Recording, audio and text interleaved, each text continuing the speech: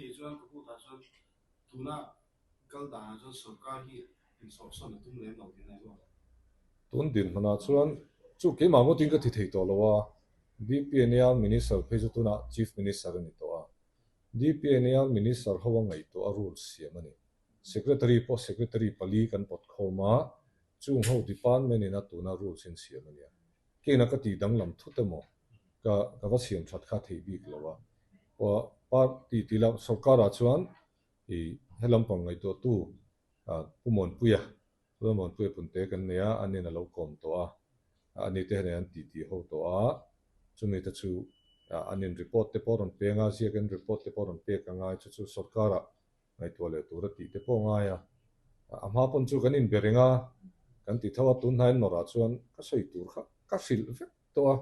an sia tur pon se vek to ni ki ma tang chuan in bele po ni la angai le angai tho kan in bengun i an mani po zo ro voin zang en ong kal kanina voin zang en ong kal chu zan lai te nong kala kan siat bel du an tia ka the ang in ka siat ka lo silani rules kan ti chho tur po confidential ni te po ka achen kan in sila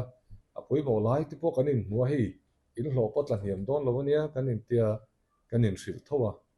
amaro chu an lungoi ta chuang lo te po nia chunga chuan ti hian man la ta ani a top sela kan du khop mai sil lai nan tuara zilai in an tor ai chuan a top sela kan ti a tin ke ma ber khamin on pe a minister ber kan e oma amaro chu akal kong pon sevek kan pulu dan pon sevek khamilam pong te po kha soitel ve thin sela chu ka ti khop mai ke man